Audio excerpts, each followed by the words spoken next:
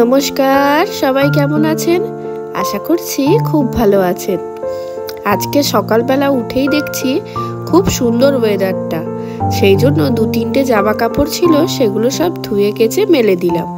আর এখানে দেখো নয়নতারা ফুল গাছটায় কি সুন্দর ফুল ফুটেছে, তবে গাছগুলোকে একটু ছেটে দিতে হবে, অনেকটা লম্বা হয়ে গেছে। আর এটা হচ্ছে অক্সালিস, আর এই পাশে যে গাছটা দেখতে পাচ্ছ পর্তুলিকা, হ্যাঁ ওটা জানো তো আমি না কিনিনি, আগের বছরে যে গাছ কিনেছিলাম তারই কিছুটা বীজ পড়েছে, সেখান থেকেই দেখছি এত সুন্দর গাছ হয়েছে। যাক, না চাইতেই যেটা পাওয়া যায় সেটা তো অনেক আনন্দের না।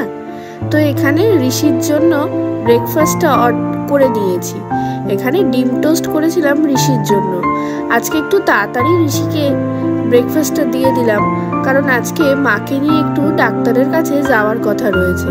তাই ওখানে দেখো ঋষি বসেছিল। ঋষিকে আজকে স্কুলেও পাঠাইনি, কারণ আমাদের আজকে একটু বেরোবার দরকার ছিল, সেই জন্যে। আর ঋষিকে এখানে ভালো করে অবজার্ভ করছে যে মা কি দিয়েছে, ভেতরে কি আছে, কোনটা থেকে কোনটা খাবো, কোনটা আগে খাবো। ঋষি কিন্তু খাওয়া নিয়ে খুব প্রবলেম ক্রিয়েট করে, সেটা এখন আমি ছাড়াতে পারছি না। তারপরে ঝটপট করে রেডি হয়ে এই যে মা আর আমি বেরিয়ে পড়েছি ডাক্তারের দেখানোর উদ্দেশ্যে, অর্থাৎ যাব মাকে নিয়ে আমি একটুখানি আরজিকর হসপিটালে। যেহেতু মার ওখানে আগে ট্রিটমেন্ট হয়েছিল, সেই জন্যই মাকে আবার ওখানে নিয়ে যাব। তো এই চেক আপটা করার পরই মাকে ডাক্তারবাবু বলবে যে মাকে আর ওষুধ খেতে হবে কি হবে না। তো দেখো বাস থেকে নেমে চলে এসেছি হসপিটালের ভেতরে, আর এখানে কিন্তু প্রচুর মানুষের ভিড় ছিল। যাকে আমি একটা ফাঁকা লাইন পেলাম, সেখানে শুধুমাত্র মহিলারাই দাঁড়াতে পারবে, সেখানেই দাঁড়িয়ে পড়েছিলাম।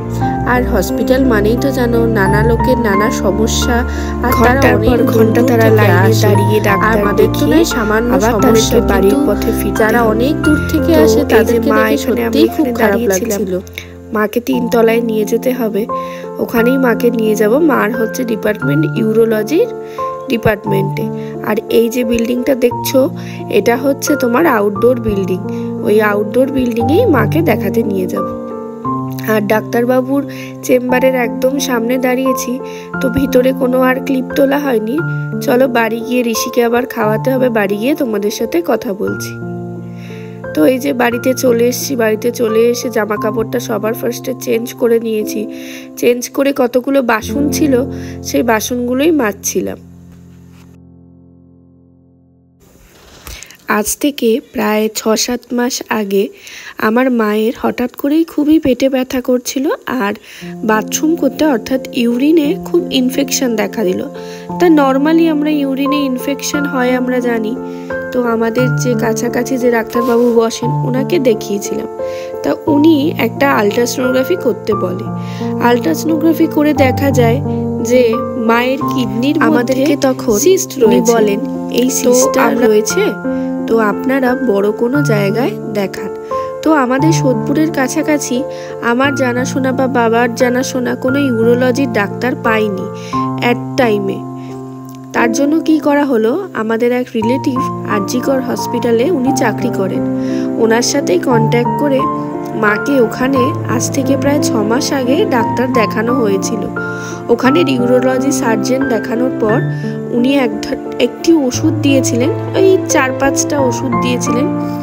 তা মাকে বলেছিলেন 6 মাস আপনি ওষুধটা কন্টিনিউ খান, দেখবেন আপনি অনেকটা ভালো থাকবেন। আজ থেকে প্রায় 1 সপ্তাহ আগে মা 6 মাস ধরে সেই ওষুধটা খাচ্ছে। তো তারই চেক আপ করানোর জন্য আজকে গেছিলাম হসপিটালে। তো ডাক্তারবাবু দেখলেন, দেখার পর বললেন যে না, আপনার আর কোনো অসুবিধা নেই, আপনি এখন ওষুধটা বন্ধ করে দিতে পারেন। এটা শুনে মারও মনে বিশাল শান্তি।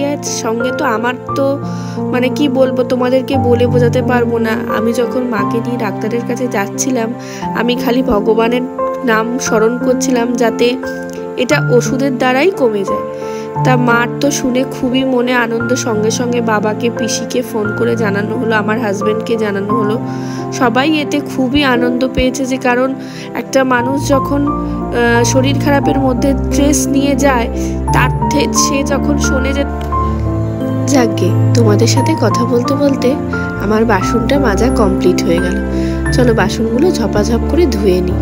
আর জানো তো, একটা কথা বলছি, মানে এটা আমারই হয় কিনা বা তোমাদের হয় কিনা অবশ্যই জানিও, বাবা মার কিছু হলে না এখন বড্ড টেনশন হয়। মনে হয় যে আমরাও বড় হচ্ছি, বাবা মারও তো বয়স হচ্ছে। এটা না আমার মধ্যে খুব একটা ফোবিয়া কাজ করে। জানি না সবার মধ্যে হয় কিনা। আমাকে আমার হাজবেন্ড বলে এগুলো করবে না, এগুলো মনে রাখবে না, কিন্তু আমি জানি না কোত্থেকে এই জিনিসগুলো আমার মধ্যে চলে আসে, জানো তো।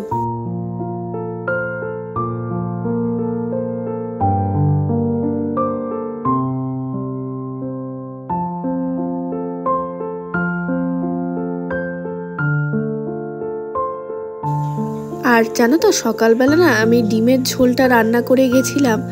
আর ডিমের মধ্যে না আলুগুলো দেওয়া ছিল, কিন্তু ডিমটা দুটো ছিল না।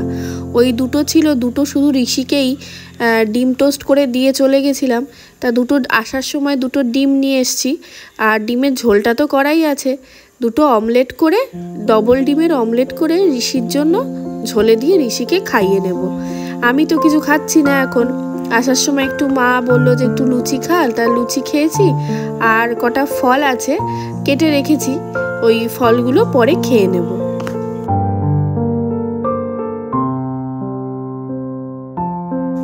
আর আমাদের এখানে এখন ওয়েদারটা কীরকম বলো তো, বাইরে প্রচণ্ড গরম, কিন্তু ঘরে তুমি বেশিক্ষণ পাখা চালিয়ে থাকতে পারবে না, একটু পরই তোমার ঠান্ডা ঠান্ডা লেগে যাবে।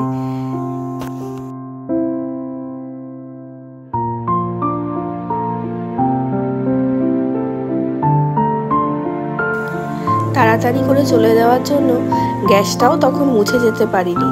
এই এখন গ্যাস ট্যাস মুছে সব কিছু পরিষ্কার করে রাখলাম। খুব তাড়াতাড়ি স্নান করে পুজো দিয়ে নিলাম। ঝটপট করে যে কটা জামা কাপড় ছিল, হসপিটালের জামা কাপড়, তো ওগুলোও ধুয়ে দিলাম। আর ঋষির জন্য চানের জল গরম করে দিলাম। ঋষিকে বললাম তুই স্নানটা করে নে, এদিকে আমি তোর জন্য ডিমের অমলেটটা করে নিচ্ছি। আর জানো তো, ঋষি কিন্তু ডিমের অমলেটে কোনো পেঁয়াজ কাঁচা লঙ্কা কিচ্ছু খায় না, শুধু ডিম আর একটু নুন দিয়ে ফাটিয়ে ভেজে দিলেই ওটাই ঋষির খুব টেস্টি করে খায়। আর একটু ডিমের ঝোলটা একটু বেশি করে করতে হবে, তাহলেই ঋষির কিন্তু খাওয়া কমপ্লিট।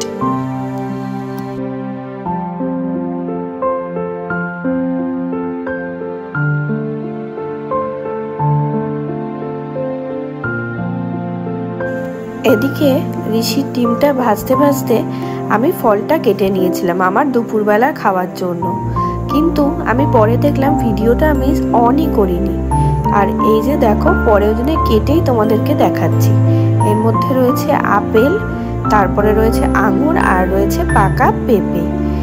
আমার পাকা পেঁপেটা প্রতিদিনের ফলের মধ্যেই রাখি, আমার খুব শরীরে ভালো হয় পাকা পেঁপেটা খেলে। আর আমার পরিবারে যারা যারা নতুন এসছো তাদের সকলকে স্বাগত আমার পরিবারে থাকার জন্য। আর আমার ভিডিওটাতে যদি তোমাদের কিছু ভালো লেগে থাকে তাহলে কিন্তু অবশ্যই একটা লাইক করে কমেন্ট করে পাশে থেকো। আরও সুন্দর সুন্দর নতুন নতুন ভিডিও পাওয়ার জন্য অবশ্যই কিন্তু চ্যানেলটাকে সাবস্ক্রাইব করে দিও। দেখা হচ্ছে পরের একটা সুন্দর নতুন ভিডিওতে। ততক্ষণের জন্য তোমরাও খুব ভালো থেকো সবাইকে নিয়ে। চলো দেখা হচ্ছে পরের ভিডিওতে।